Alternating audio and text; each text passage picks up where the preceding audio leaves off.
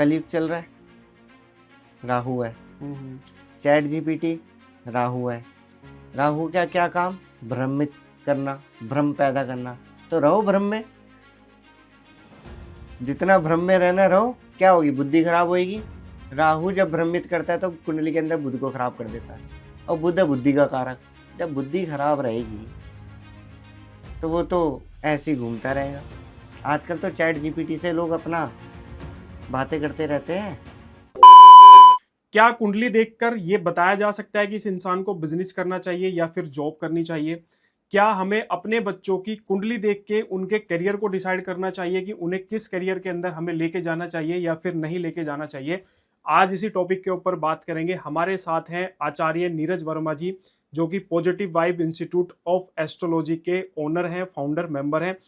इन सारे टॉपिकों के ऊपर आज उनके साथ में जो है हम चर्चा करने वाले हैं इस पर्टिकुलर पॉडकास्ट के अंदर। तो सर, स्वागत है आपका हमारे यूट्यूब चैनल पे।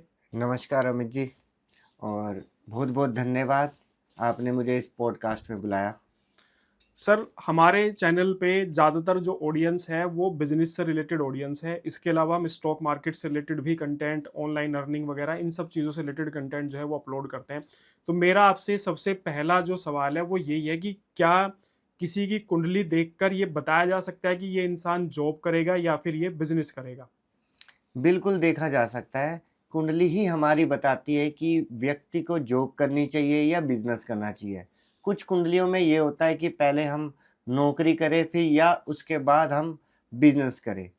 और किसी किसी की कुंडली में होता है कि सिर्फ बिजनेस ही सूट होगा, नौकरी वो करेगा ही नहीं। वो चाहे जितना मर्जी पढ़ लिख ले, जितनी मर्जी उसके पास डिग्री हो। वो हमारी कुंडली के अंदर ग्रह दशा ऐसी होती है और ग्रहों की जो प्लेसमेंट होती है वो ही डिसाइड करती है। तो मेरा आपसे सबसे सबसे पहले मैं ये जानना चाह रहा हूँ कि मान लो एक नॉर्मल इंसान है जिसको एस्ट्रोलॉजी के बारे में कोई ज़्यादा इन्फॉर्मेशन नहीं है, वो किसी एस्ट्रोलॉजर के पास भी जाना नहीं चाहता, तो वो एक मोटा मोटी अपनी कुंडली के अंदर क्या देखेगी जिससे वो डिसाइड कर सके कि उसको बिजनेस करना चाहिए या फिर जॉब करनी चाहिए? देखो, अगर नौकरी करनी है किसी व्यक्ति को तो गुरु को देखे। गुरु के साथ साथ छठा भाव और 10वां भाव देखे। अगर गुरु की 5, 7, 9 में से 10वें भाव पे दृष्टि जा रही है या वो वहीं पे बैठा हुआ है 10वें भाव में, तो उसे नौकरी ही करनी चाहिए। लेकिन मैंने सर बहुत सारी कुंडली ऐसी भी देखी है कि जो गुरु की जो है दृष्टि 10th हाउस पे है, लेकिन उसके बावजूद भी वो लोग बिजनेस कर रहे हैं। कोई और ग्रह भी वहां पे हो सकता है, प्लेसमेंट पे हो या फिर दृष्टि मार रहा हो। अच्छा। तो उस केस में क्या होता है कि वो नौकरी करेगा। हो सकता है वो बिजनेस को समझने के लिए, सीखने के लिए करेगा।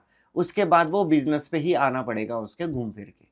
तो ऐसी कंडीशन हो सकती है कुंडली के मतलब अंदर। ऐसी कंडीशन हो सकती है कि उसको स्टार्टिंग में जो है जॉब करनी पड़ेगी, ठीक है, और उसके बाद फिर वो बाद में जो है परमानेंट बिजनेस की तरफ जो है वो शिफ्ट हो जाएगा। कहते हैं ना कि भाई बिजनेस शुरू करने से पहले कुछ एक्सपीरियंस ले लो। तो वो जॉब की फॉर्म में एक्सपीरियंस ले लो, या फिर कुंडली की दशा के अकॉर्डिंग वो उसके जीवन में था कि उसे नौकरी करनी थी, लेकिन करनी पड़ेगी अगर गुरु की दृष्टि हो, गुरु की राशि वहां हो 10वें भाव पे, या कहीं ना कहीं से बैठ के 5, 7, 9 की दृष्टि वहां पे मार रहा हो, तो उसको नौकरी ही पहले करनी चाहिए। अगर वो डायरेक्ट बिजनेस करता है, नौकरी नहीं करता, तो उसका बिजनेस भी ठप हो सकता है। तो क्या इसमें कुछ ऐसा भी होता है कि मतलब मान लो जैसे किसी की जो राशि होती है, जन्म राशि वगैरह जो होती है, चंद्र राशि भी जिसको शायद बोलते हैं, वो भी ये डिसाइड करती है कि भाई हाँ, उससे भी फर्क पड़ता है इस चीज को लेके, या खाली देखो गुरु का ही फर्क पड़ता है? देखो चंद्र राशि जो है आपका स्वभाव, आपका नक्षत्र, आपका नाम वो डिसाइड करता है, क्योंकि चंद्रमा जो है मूवेबल होता है। 365 दिन है साल के अंदर, और 365 दिन एक जैसे व्यक्ति के नहीं होते, तो वो स्विंग्स होता रहता है कहीं ना कहीं। तो उससे हम अपना स्वभाव को देखते हैं। जैसे कि नौकरी करने का मन करा, उसके मन में आ जाएगा करूं या ना करूं, करूं या ना करूं, उस कंपनी में करूं या ना करूं, यार वहां पे मेरे को तनख्वाह ज्यादा मिल रही है, यहाँ पे इतनी मिल रही है। तो वो चंद्रमा ही मूव करता है उसके माइंड को। तो उसका मतलब खाली मूड स्विंग को लेके ही हम चंद्रमा को देखेंगे, वैसे हाँ, बिजनेस करेगा या नहीं करेगा वो उस। हम और ग्रहों से डिसीजन लेंगे। अच्छा। और अगर किसी को बिजनेस करना है? देखो, अगर बिजनेस करना है, सारे ग्रह हमारे बड़े इंपॉर्टेंट होते हैं। मेन जो होता है हमारा शनि बिजनेस कराता है, बुध बिजनेस कराता है, शुक्र बिजनेस कराता है। और अगर सूर्य की बात करें तो वो सरकारी नौकरी तक दे देता है। तो ये जैसे आपने शनि बताया, शुक्र बताया, बुध बताया, तो इनकी क्या प्लेसमेंट होनी चाहिए कुंडली के अंदर कि भाई मेरी इन लोकेशन पे या इस ग्रह, इस जो हाउसेज होते हैं यहाँ पे प्लेसमेंट है तो ही बिजनेस को वो जो है प्रमोट करेगा या फिर नहीं? देखो, बिजनेस करने के लिए कुंडली के अंदर बहुत सारे भाव ऐसे हैं जो हमें गौर से देखने होते हैं और समझना होता है। खाली एक शनि के बदौलत बिजनेस नहीं किया जा सकता, एक बुध के बदौलत हम बिजनेस नहीं कर सकते। हमारा जो भाव होता है, दूसरा भाव, तीसरा भाव, सातवां भाव, छठा भाव, 10वां भाव, 11वां भाव, इनमें जो राशियां होती हैं, उनके जो स्वामी होते हैं, वो किस स्थिति में बैठे हैं वो भी डिसाइड करते हैं। देखो, बिजनेस खोलना सोचना आसान है, पैसा लगाना कर्जे पे लेके करना आसान है, लेकिन उसकी सक्सेस होनी बड़ा इंपॉर्टेंट है। में जैसे D1, D9, D10 ये भी चार्ट लोग देखते हैं जो एस्ट्रोलॉजर्स होते हैं, तो इनका भी कुछ रोल रहता है? बिल्कुल रहता है। देखो, D1 चार्ट में लगन का मालिक, दशम का मालिक डिसाइड करेगा बिजनेस करना है या नहीं करना और कौन सा करना है। अच्छा। उस ग्रह की स्थिति D9 चार्ट में देखनी पड़ेगी। सेम प्रोसीजर रहता है जैसे हम D1 चार्ट देखते हैं। त्रिक भाव देख लिया, पीड़ितता देख ली, दृष्टि किसकी है, कोई पाप ग्रह दृष्टि तो नहीं दे रहा, ऐसी हम D9 चार्ट में देखेंगे। मान लो अगर 10th हाउस का मालिक शुक्र है और D9 के अंदर वो कहीं ना कहीं त्रिक भाव में बैठा है या नीच का हो गया, तो वो बिजनेस करेगा, लेकिन उसके बिजनेस में उतार चढ़ाव का ग्राफ बना रहेगा। ऐसे ही D10 में अगर वो मजबूत होके बैठ गया, तो वो जो भी बिजनेस करेगा शुक्र से रिलेटेड, तो उसका ग्राफ ऊंचा ही जाएगा। अगर उसमें भी वो खराब हो गया, तो कहीं ना कहीं वो पैसा लगा के, कर्जा लेके अपने पूरे बिजनेस को बंद कर देगा। अच्छा। तो D9 और D10 बड़ा इंपॉर्टेंट है बिजनेस करने के लिए। बहुत लोग हैं जो बिजनेस करके बंद भी कर देते हैं, और बहुत लोग ऐसे हैं जो आज सक्सेस कर रहे हैं, और बहुत लोग ऐसे सक्सेस होने के बाद नीचे आ जाते हैं। तो किसी कुंडली का कोई एग्जाम्पल लेते हैं। मान लो जैसे कोई कुंडली है, कुंभ लग्न की कोई कुंडली है सपोज करिए, ठीक है? ठीक है, और उसमें हम सबसे पहले किन किन ग्रह को देखेंगे? अब सेकंड हाउस में तो आपके गुरु की राशि हो जाएगी। हाँ, बिल्कुल। ठीक है, और बाकी 10th हाउस में जो है 8 नंबर राशि रहेगी। तो अब इसमें किस तरीके से देखेंगे, इसमें थोड़ा सा एक्सप्लेन करेंगे?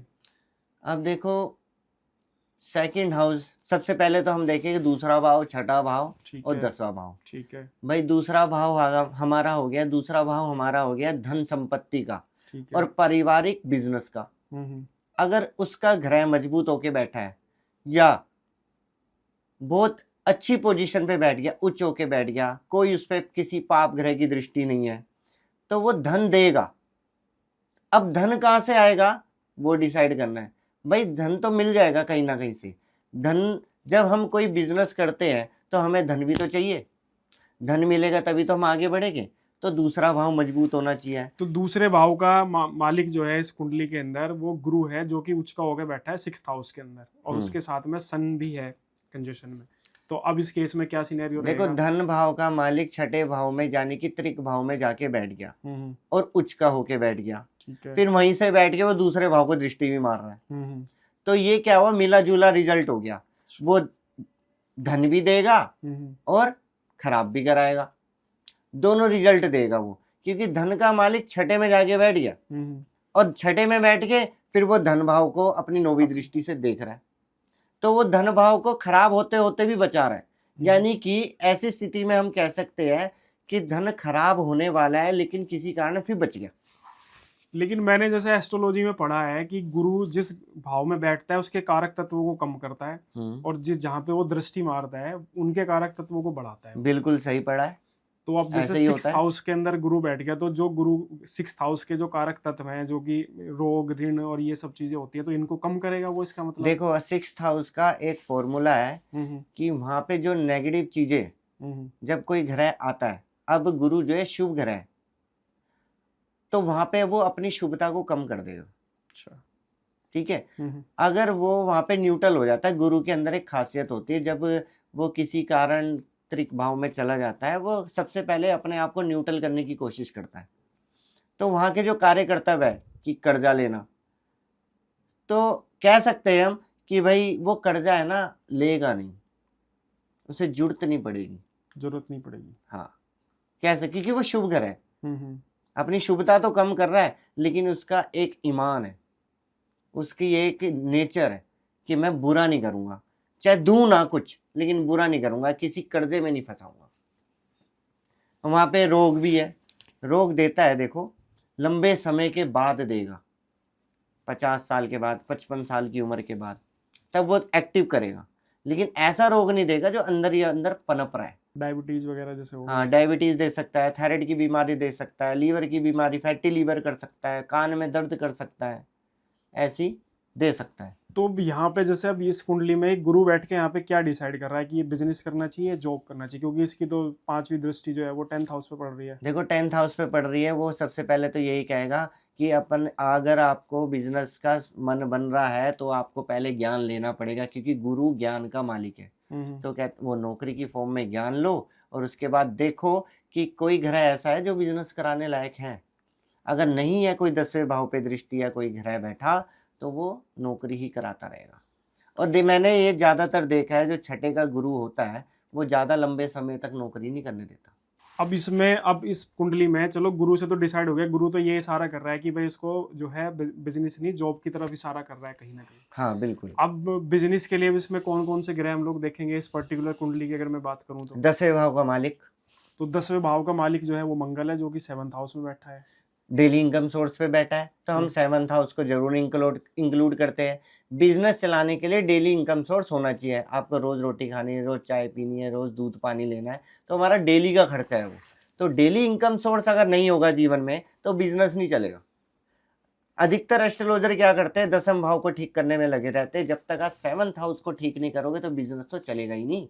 लेकिन इस कुंडली में जो है 7th हाउस में वो अकेला नहीं बैठा ना मंगल, उसके साथ शुक्र भी है और उसके साथ बुध भी है। तो शुक्र का वो कारक भाव है, सॉरी, शुक्र का वो कारक भाव है, बुध का भी वो कारक भाव है, और 10वें का मालिक उसके साथ जाके मिल गया। शुक्र कहता है स्त्री की, यानी कि विवाह के बाद स्त्री की मदद ली जाए। बुध कहता है कि बुद्धि, वहां पे बैठ गया मंगल, मंगल उसको शत्रु मानता है, तो कहीं ना कहीं बुध वो डिस्टर्ब रहेगा। विजुअलिटी तो दे देगा बहुत बड़ी बड़ी, विजन मैं दे देगा। हाँ, मैं ये कर दूंगा, मैं वो करूंगा, रात को बहुत सोचेगा, मैं ऐसा करूंगा, मैं ऐसा सेटअप बनाऊंगा, वहां तक पहुंचूंगा, लेकिन वो पहुंच ही नहीं पाएगा। क्यों? बुध पीड़ित हो गया। तो मतलब बुध का अगर इलाज करें तो हाँ, बुध का इलाज करना है, लेकिन वहां मंगल शरारत कर सकता है, वो एग्रेसिव ग्रह है, उग्र स्वभाव का है। तो हो सकता है वो बिजनेस में जो हमारे साथ वर्क कर रहे हैं उनके साथ कोई मतभेद करा दे किसी कारण, क्योंकि उसकी 8वीं दृष्टि भी द्वितीय भाव पे जा रही है।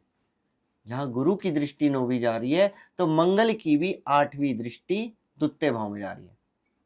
तो वह कहीं ना कहीं एग्रेसिव मंगल धन को खराब करने की कोशिश करेगा। और सबसे बड़ा धन हमारी होती है वाणी। वाणी का भी भाव होता है ना 2nd हाउस। बिल्कुल, वाणी ही सबसे शुद्ध धन माना गया है।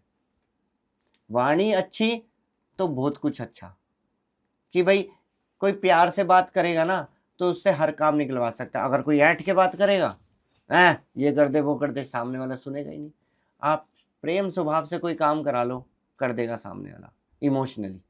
लेकिन यहाँ पे मंगल एक टांग अड़ा के बैठेगा, जो डेली इनकम सोर्स को खराब करने की कोशिश करेगा।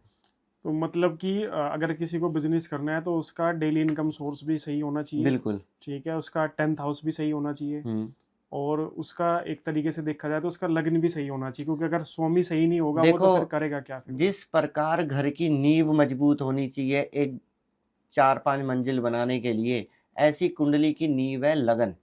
वो अगर मजबूत नहीं है तो इंसान डगमगाता ही रहता है, कभी इधर पलटेगा, कभी बिन पहन देगा लोटा हो जाता है वो। और उससे मजे ले जाता है बुध, क्योंकि वो भी बिन पहन देगा लोटा है। वो माइंड को कभी इधर भगाएगा, कभी उधर भगाएगा, कभी इधर भगाएगा, कभी उधर भगाएगा। बिजनेस चालू करेगा तो चल मैं इसमें ये भी घुसेड़ देता हूँ, किसी का देख लिया चल मैं ये भी शुरू कर देता हूँ।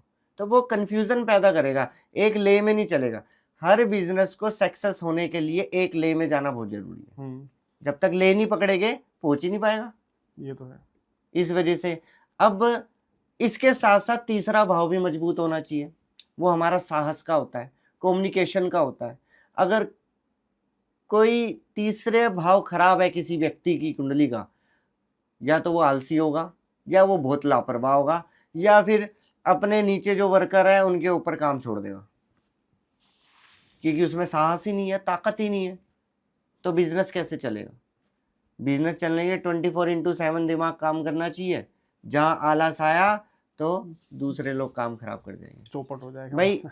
एक छोटी सी बात है, आपने कोई फास्ट फूड की दुकान खोली लेबर रख के, और आपको बनाना नहीं आता, लेबर की ऐंठ हो गई, वो चलेगी, दुकान बंद हो जाएगी, क्योंकि आपको बनाना ही नहीं आता। भाई कार्य वो करो जो आपको खुद आता हो, जो आप इन फ्यूचर कि भाई हमारे वर्कर चले जाते हैं तो हम वो खुद कर सके कुछ समय के लिए। और कोई ऐसा काम पकड़ लिया कि हमें आता ही नहीं, लेबरों पे निर्भर रह गए, तो वो काम कभी भी बंद हो सकता है। तो अब जैसे किसी ने डिसाइड कर लिया कुंडली देख के, उसने अपने भी जो भी भाव हैं सारे देख लिए, उसके बाद अब मान लो उसको ये डिसीजन लेना है कि मुझे कौन सा बिजनेस करना है, तो ये कैसे देखा जाएगा सर कुंडली में? देखो, दोबारा उसी बात पे आता हूँ, दसम भाव के मालिक का ही रोल है, वो डिसाइड करेगा कि काम क्या करना है। अगर वो बहुत ज़्यादा पीड़ित है, फिर हम नेक्स्ट स्टेप पे चले जाएंगे,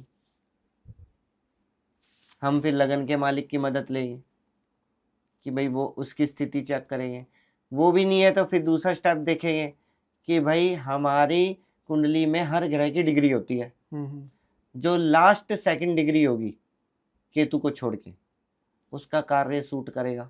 सेकंड नंबर की जो डिग्री होगी, लास्ट सेकंड, मतलब जो नीचे से चेक करेंगे। हाँ, जो सबसे ज्यादा डिग्री है उससे कम वाली डिग्री, अच्छा, उस ग्रह को चेक करेंगे। तो सेकंड हाईएस्ट हो गया ना ये? सेकंड हाईएस्ट कि वो D1 में किस कंडीशन में, D9 में किस कंडीशन में, और D10 में किस कंडीशन में। तो उसका काम, अगर वो लगता है कि बिल्कुल फिट होके बैठे है, प्लेसमेंट अच्छी है, उसका काम करके देख लो, चल जाएगा। तो मेरा जैसे मतलब सेकंड हाईएस्ट डिग्री जो है, फर्स्ट तो गुरु की है और सेकंड हाईएस्ट डिग्री जो है राहु की है।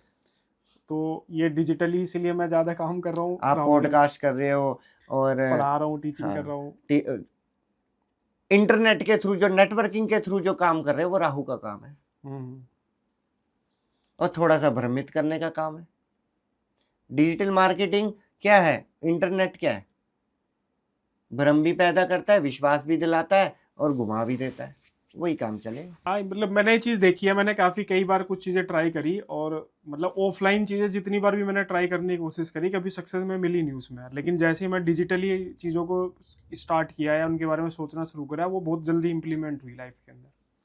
हाँ, तो सेकंड बता, सेकंड हायर डिग्री जो है वो बहुत मदद करती है। देखो, राहु एक ऐसा ग्रह है, देता है तो छप्पड़ फाड़ के दे देता है, और जब उसका लेने का टाइम आता है ना वापस, तो 3 गुना वापस ले जाता है, अगर उसको मेंटेन नहीं किया तो। अब जैसे 2 अगस्त को राहु जो है धनिष्ठा नक्षत्र में आ रहा है मंगल के, बढ़िया हो जाएगा। कारण राहु है हाथी, मंगल है महावत, राहु को संभालने वाले नक्षत्र में आ गया, राहु कंट्रोल हो जाएगा। भाई 2 अगस्त के बाद जब वो धनिष्ठा नक्षत्र में आएगा, तो खाली हमारा आपका नहीं, ऑल ओवर वर्ल्ड का राहु मजबूत हो जाएगा, कंट्रोल में आ जाएगा।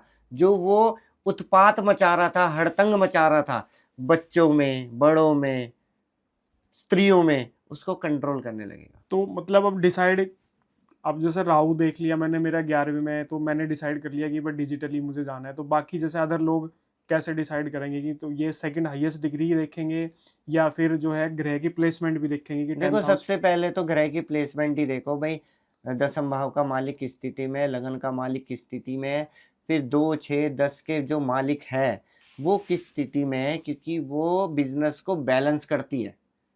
भाई बैलेंस कैसे करती है?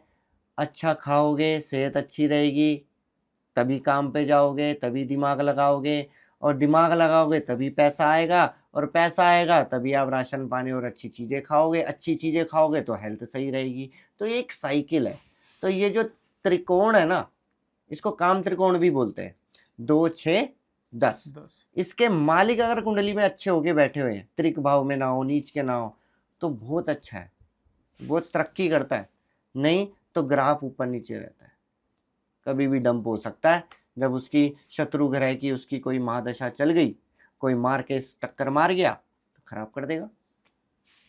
तो मतलब तो इसलिए कहते हैं समय समय पे है ना, ज्योतिषों को कुंडली दिखा देनी चाहिए, ताकि वो समझ के आपके घरों को बैलेंस कर दे।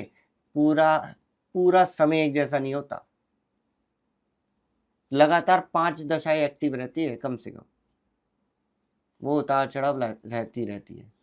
तो खाली मतलब 10th हाउस के जो ओनर है, मालिक है, उसी को हमें देखना है कि हमें कौन सा बिजनेस करना हाँ, चाहिए। पहले तो उसी को देखो। तो मान लीजिए जैसे मेरी कुंडली में मान लीजिए मंगल है, जैसे सपोज करो, हम्म। सपोज क्या करें, मतलब है ही है, जैसे मंगल मालिक है मेरी इसमें। देखो, आपने बोला 10th हाउस का मालिक मंगल है, 7th हाउस में शुक्र और बुध के साथ बैठा हुआ है, हम्म। ठीक है।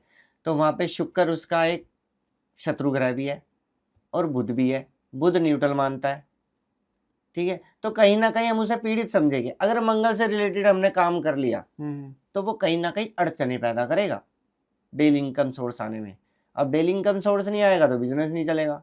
भाई अगर आपने उससे रिलेटेड काम शुरू कर दिया, स्टॉक डाल दिया और बिकी उतना रहा है जितना आपके घर का दूध पानी आ रहा है, तो उस बिजनेस का भी क्या फायदा। आपने डेड जो हो पूंजी जाएगा। लगाई वो दूध पानी में आ गई, तो उस बिजनेस का भी कोई फायदा नहीं होता। बिजनेस का वो फायदा होता है कि आप जो पैसा लगा रहे हो वो मल्टीपल होके आए, और उसके लिए 11th हाउस को भी देखा जाएगा, जो नेटवर्किंग का है और आपकी इच्छा पूर्ति का है, और लाभ भाव है जो मल्टीपल करता है, उसका भी रोल आएगा।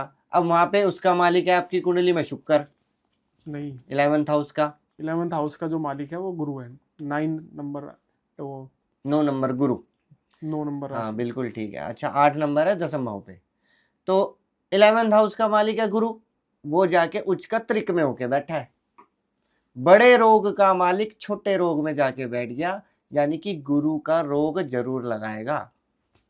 तो मतलब कि अब जैसे डिसाइड करना है किसी को कि यही करना है, तो उसे अपने 10th हाउस को ही, के ओनर को ही, मालिक को ही सबसे ज्यादा जरूरी है उसको देखना, हाँ, कि भाई उसको मेरा 10th देखो हाउस। और उसको मजबूत करो। और जो दूसरा भाव, तीसरा भाव, 11वां भाव, 7वां भाव है, छठा भाव है, उसकी स्थितियों को चेक करो। कोई अगर गड़बड़ लगती है तो उससे रिलेटेड उपाय जरूर करो, तभी बिजनेस एक अच्छा मिलता है। तो अब इसमें ये तो D1 की बात हो रही थी, अब इनका जो है D9 और D10 चार्ट भी लोग देखते हैं, तो अब उनका थोड़ा सा रोल और एक्सप्लेन कर देंगे तो थोड़ा सा उसका लोगों के लिए रोल और आसान हो जाएगा। देखो, हम देखते हैं उसकी स्ट्रेंथ। जो D9 और D10 है, स्ट्रेंथ देखते हैं। भाई D1 में कैसी स्थिति में बैठा है, मान लो अच्छी स्थिति में बैठा है, मैं मान लेता हूँ आपका मंगल बहुत अच्छी स्थिति में बैठा है, लेकिन D9 में वो पीड़ित हो गया या नीच का हो गया, तो उसकी क्या होगी, स्ट्रेंथ आधी हो जाएगी। और फिर D10 के अंदर भी वो पीड़ित है, अस्त है, या कोई व्यवस्था ऐसी में बैठ गया कि पाप ग्रह बहुत ज़्यादा देख रहे हैं, या बहुत शत्रु, अति शत्रु ग्रह के साथ बैठे हैं, तो उसकी स्ट्रेंथ और कम हो जाएगी। तो D1 में अच्छा होते हुए भी वो कुछ ही % असर कर रहा है। कम से कम 75% तो अच्छा बैठे, बाकी थोड़ा उपाय से हम ठीक कर लगते हैं। अब वो बिल्कुल ही अगर 10-20 शून्य में % पे बैठा हुआ है, तो उसको कितनी ताकत लगाएंगे। हाँ, वो फिर बिल्कुल ही शिकायत डेड ये हो चुका है। आएगी, फिर शिकायत ये आएगी कि भाई उपाय ही करते रहते हैं, इससे बढ़िया उसका काम ही मत करो। तो अब जैसे मान लो किसी की कुंडली में उसे बिजनेस ही करना है, ठीक है, और मामला उतना उसकी फेवरेबल कंडीशन में है नहीं, तो क्या उपाय करने से कुछ फायदा मिलेगा, या फिर उसको सिरे से ही आप ये बोल दोगे कि भाई देखो आप जो है जॉब की तरफ ही चले जाओ, कोई फायदा नहीं है बिजनेस करने का। देखो, अब आती है पूंजी की, ये बिजनेस के लिए पूंजी चाहिए।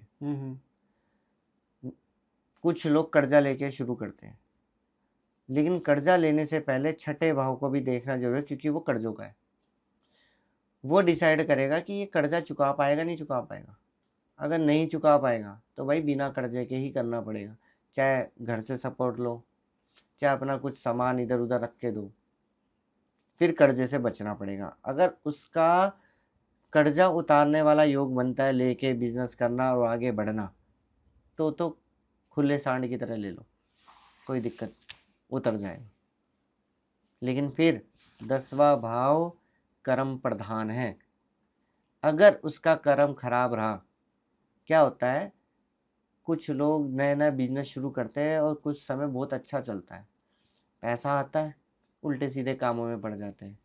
ड्रिंक कर ली, नॉन वेज बहुत खा लिया, या फिर एक्स्ट्रा मैरिटल अफेयर में पड़ गए, या नाजायज़ संबंधों में पड़ गए, तो वो कर्म खराब हो गया।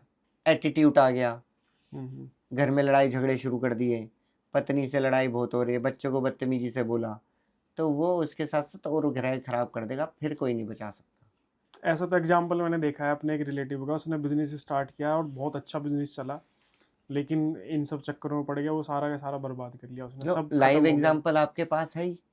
तो कर्म प्रधान है। देखो, ग्रह जितने मर्जी खराब हो, अगर आपका कर्म बहुत पुण्य जा रहा है, अच्छा जा रहा है। देखो, नॉनवेज मैं ये नहीं कहता कि पाप है खाना, लेकिन पुण्य भी नहीं है। पुण्य है, आप बताओ। नहीं। तो वो पुण्य भी नहीं है, उसका कोई अस्तित्व नहीं है खाने का। और किसी के अगर शादीशुदा है और किसी के साथ नाजायज संबंधों में है, तो वो धोखा है, और शनि उससे बहुत चिढ़ता है। फिर वो दंडनायक शनि बन जाता है, फिर वो पटक पटक के मारते हैं।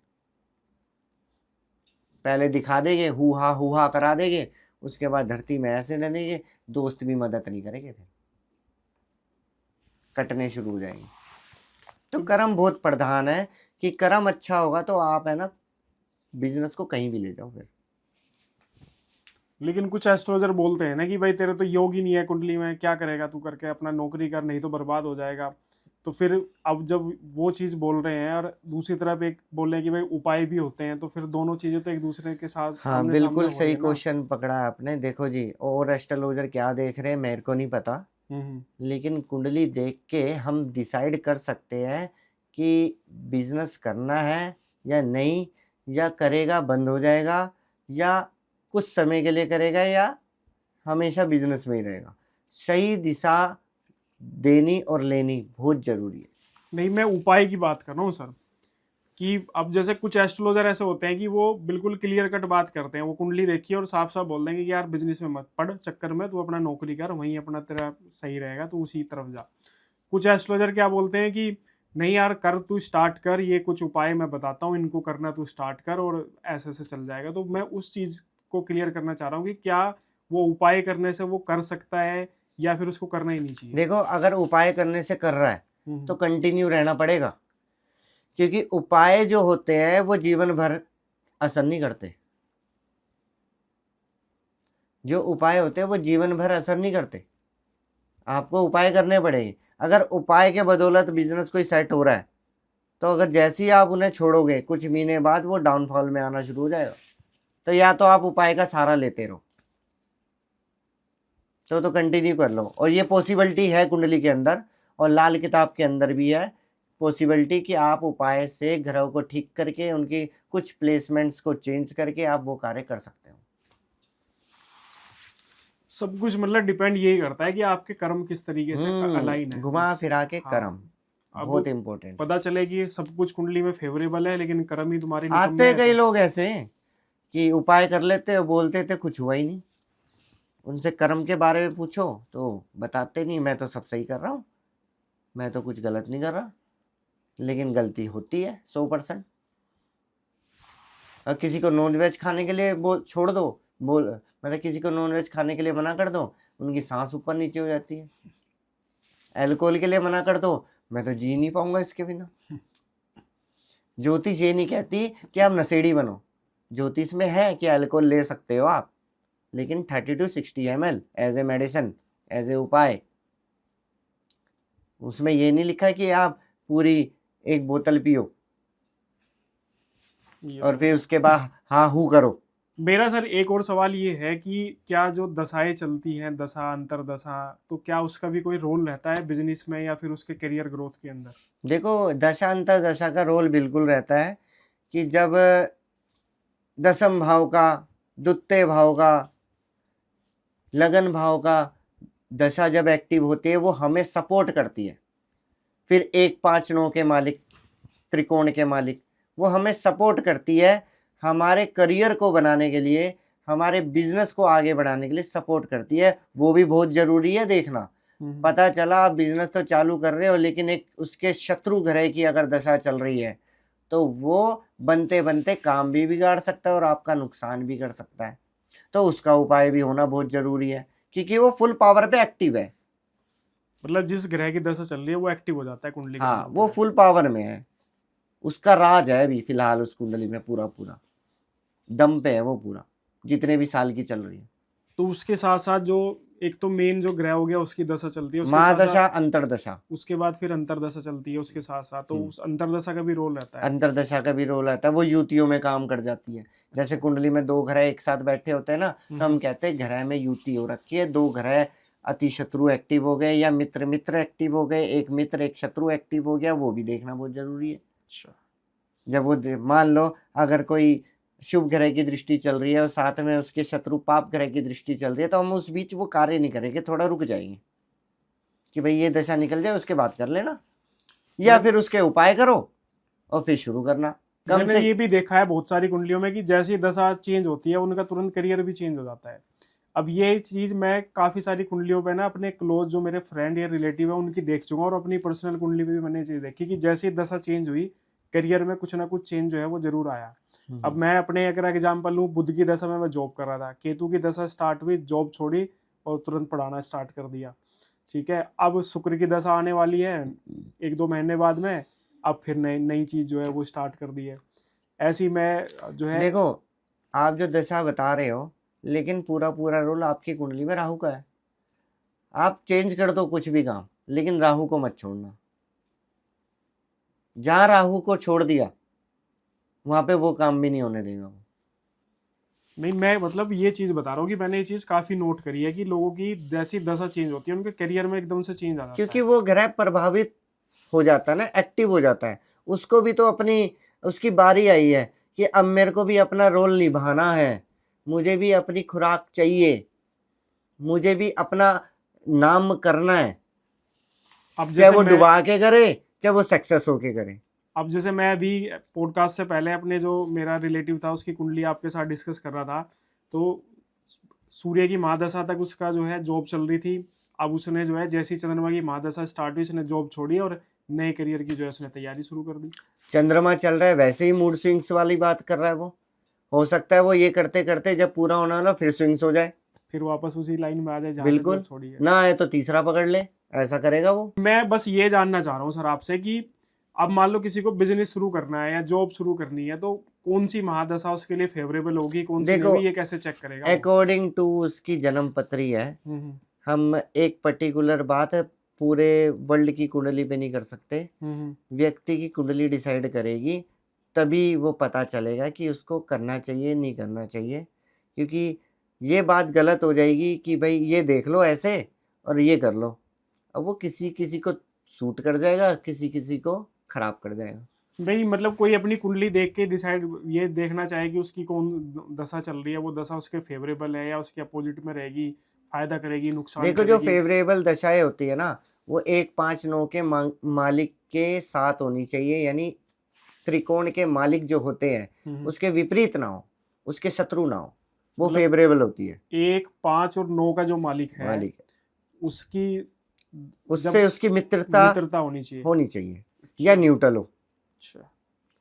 तो वो दशा आपकी फेवरेबल रही। हम्म अगर उससे शत्रु हो या अति शत्रु हो गया तो वो आपको बाधक के रूप में परेशान करेगी, अच्छा।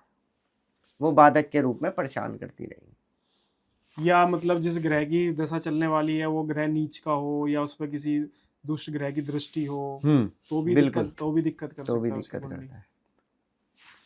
तो मतलब कुल मिला के यही है कि वैसे तो बहुत सारे कॉम्बिनेशंस होते हैं कुंडली के अंदर, मतलब 1000 कॉम्बिनेशन बन सकते हैं अलग अलग कुंडली के हिसाब से, अलग देखो, अलग। हजारों तरीके के व्यापार है, हजारों तरीके के कॉम्बिनेशन और हजारों तरीके के आपके कर्जे भी है। किस प्रकार से वो कर्जा ले रहा है, किस प्रकार से वो बिजनेस करेगा, वो तो बिना कुंडली देखे पता ही नहीं चलेगा। तो इसके लिए परामर्श लेनी बहुत जरूरी है। बिना देखो वैसे तो आप आज के टाइम में चैट जीपीटी भी आ गया, आप उस पर अपनी कुंडली डाल लो वो आपको बता देगा, लेकिन उसके नुकसान क्या है? नुकसान ये है कि आप उसको जैसा इनपुट दे रहे हो वो वैसे आउटपुट देगा। आप उसे बोलोगे कि मुझे जॉब ही करनी है, वो जॉब के समीकरण बना देगा। आप उसको बोलोगे मुझे बिजनेस करना है, वो बिजनेस के समीकरण बना देगा। आप उसको जैसा बोलोगे ना वो वैसे ही आउटपुट में आपको रिजल्ट देना जो है वो स्टार्ट कर देगा। आज आप कुंडली उसमें एनालिसिस करो कुछ और बताएगा, 15 दिन बाद करोगे कुछ और बताएगा, 20 दिन बाद करोगे कुछ और बताएगा। ये अब इसका राज बताऊं, हम्म कलयुग चल रहा है, राहु है, चैट जीपीटी राहु है। राहु का क्या काम? भ्रमित करना, भ्रम पैदा करना, तो रहो भ्रम में, जितना भ्रम में रहना रहो। क्या होगी? बुद्धि खराब होगी। राहु जब भ्रमित करता है तो कुंडली के अंदर बुद्ध को खराब कर देता है, और बुद्ध है बुद्धि का कारक। जब बुद्धि खराब रहेगी तो वो तो ऐसे ही घूमता रहेगा। आजकल तो चैट जीपीटी से लोग अपना बातें करते रहते हैं, हाँ, मैंने बहुत लोगों का सुना है ऐसे कि वो टाइम बातें पास करते करने के लिए रहते हैं। बातें करते रहते हैं। तो इंसान को इंसान की जरूरत नहीं पड़ रही अब, ये गलत हो रहा है। तो देखो, कुल मिला के ये डिसीजन हुआ है कि मतलब अगर आपको ये डिसाइड करना है कि बिजनेस करना है, जॉब करना है, तो आपकी कुंडली ये बिल्कुल परफेक्ट एनालिसिस करके आपको बता देगी कि आपको हाँ, बिजनेस करना चाहिए या जॉब करना चाहिए। लेकिन ये आप खुद डिसाइड नहीं कर सकते अपनी कुंडली देख के, क्योंकि इतने सारे कॉम्बिनेशन बनते हैं। अब मान लो आपने एक कॉम्बिनेशन कह रहा है कि नहीं कर सकते हैं, एक कॉम्बिनेशन कह रहा है कि कर सकते हैं, या कुछ और एक्स्ट्रा समीकरण ऐसे बनने हैं जो आपके फेवर में है, तो वो चीज आपको एक एक्सपर्ट एस्ट्रोलॉजर ही बता सकता बता है। सकता है बिल्कुल। हाँ, आपको कोई चैट जीपीटी, कोई एआई नहीं बता सकता। आजकल जो ये ऐप के थ्रू लोग पैसे दे के कंसल्ट करते हैं, वहाँ पे भी मैंने देखा है मैक्सिमम फर्जीवाड़ा ही है, क्योंकि जो आप चैट कर रहे हो, आपका जितना रिचार्ज करते हो उससे जल्दी जल्दी आपका वो खत्म देखो, हो जाता आपने है। ये एक छोटा टॉपिक छेड़ा है, मैं इसके बारे में बताना चाहूँगा। देखो, एक कुंडली को एनालाइज करने के लिए समय चाहिए होता है। आप 1 मिनट की चैट, 2 मिनट की चैट में अगर किसी से अपना एनालाइज करा रहे हो तो पॉसिबल नहीं है कि वो बहुत अच्छे से एनालाइज हो जाए। ठीक सर, है? एनालिसिस करना तो बहुत दूर की बात है। मैं आपको कुछ एग्जांपल बताता हूँ। मैं इन एप्लीकेशन पे काफ़ी एक्टिव रहता था आपसे मिलने से पहले, ठीक है। तो अब जब आपसे मिला, थोड़ा बहुत एस्ट्रोलॉजी के बारे में समझा, तो मुझे पता चल गया कि कौन सा हाउस, ग्रह, कहाँ पे क्या क्या प्लेसमेंट है। तो मैंने जब इनसे एनालिसिस, अपनी जो चैट वगैरह पढ़ी, पुरानी चैट हिस्ट्री पढ़ के देखी, तो 90% लोगों ने गलत कुंडली बना रखी है। कुंभ लग्न है तो किसी ने कुछ और लग्न बना रखा है, किसी ने मंगल कहीं पे प्लेस है तो किसी ने कहीं और पे प्लेस कर रखा है। अब मेरे को बाद में ये चीज़ समझ आई कि मैं उनके साथ कितनी फर्जी चैट जो है वो कर रहा था, कि उन्होंने मेरी कुंडली ही सारी की सारी जो है वो फर्जी बना रखी थी। तो मुझे इस चीज़ का थोड़ा नॉलेज हुई, तो मुझे पता चल गया अब कितने सारे लोगों का बेवकूफ़ बनता होगा कि उन्हें पता ही नहीं कि उनकी देखो, ओरिजिनल कुंडली क्या है। इस बात के पीछे एक बात और बोलूँगा, भाई किसी भी फर्जी ऐप में तो पढ़ना मत, थोड़ा बहुत ज्ञान खुद ही सीख लेना चाहिए। आपने किताबें स्कूल में पढ़ी है, वही किताबें ही है, थोड़ा बहुत चेंज है। आपको हिंदी बोलनी आती है, हिंदी पढ़नी आती है, संस्कृत इसमें है नहीं जो इतना जोर पड़े। तो थोड़ा बहुत ज्ञान हर घर में होना चाहिए मेरे हिसाब से, हाँ। ताकि वो कहीं पे जाके बेवकूफ़ ना बने। मेरे पास भी बहुत ऐसे कस्टमर आए हैं जिन्होंने राहु की चीज़ें नाले में फेंकवाई है। राहु भी तो एक ग्रह है, वो भी तो देता है, वो पूरा निकम्मा थोड़ी ना है, खराब थोड़ी ना है। और वो जो दे देता है वो कोई वही। ग्रह नहीं देता, और वो जो ऐब लगा देता है कोई ग्रह छुड़वा नहीं सकता, ये भी पक्की है। तो देखो, यही है कि अगर आपको किसी अच्छे एस्ट्रोलॉजर के साथ अगर आप कंसल्ट करोगे तो वाकई में आपको बेनिफिट मिलेगा, और वो आपकी कुंडली के सारी चीज़ें एनालिसिस करेगा, आपको बिल्कुल परफेक्टली बता देगा। बिजनेस करो, जॉब करो, बिजनेस करना है तो कौन सा बिजनेस करना है, जॉब करनी है तो कौन सी जॉब करनी है, कब सही टाइम आएगा, कब सही टाइम नहीं है, सारी चीज़ें आपको एनालिसिस करके दे देगा। सर का नंबर जो है, मैं जो हमारी वीडियो का डिस्क्रिप्शन है उसमें मेंशन कर दूंगा, सर की डिटेल वगैरह मेंशन कर दूंगा। तो अगर आप इनसे पर्सनली कनेक्ट होना चाहते हैं तो आप कंसल्ट इनसे कर सकते हैं, कॉल पे कनेक्ट कर सकते हैं, या फिर आप डायरेक्ट हमारे थ्रू भी इनसे कांटेक्ट कर सकते हैं। हमारा नंबर भी आपको स्क्रीन पे जो है वो दिख जाएगा। बाकी अगर नेक्स्ट टाइम सर से अगर कोई क्वेश्चंस आपको और पूछने हैं, क्योंकि अब सर आगे भी इस पॉडकास्ट में आएंगे हमारे चैनल पे, तो अगर आपको और क्या क्वेश्चंस हैं, उससे रिलेटेड भी क्वेश्चन अगर आपको करने हैं, तो भी आप कमेंट सेक्शन में जो है आप कर सकते हैं। नेक्स्ट टाइम जब सर आएंगे तो वो सारे क्वेश्चन हम सर से जो है वो ज़रूर पूछेंगे। इसके अलावा वीडियो अच्छी लगी हो तो लाइक करिए, शेयर करिए, चैनल को सब्सक्राइब करना बिल्कुल भी मत भूलिएगा। मिलते हैं आपसे नेक्स्ट पॉडकास्ट के अंदर। Okay, thank you.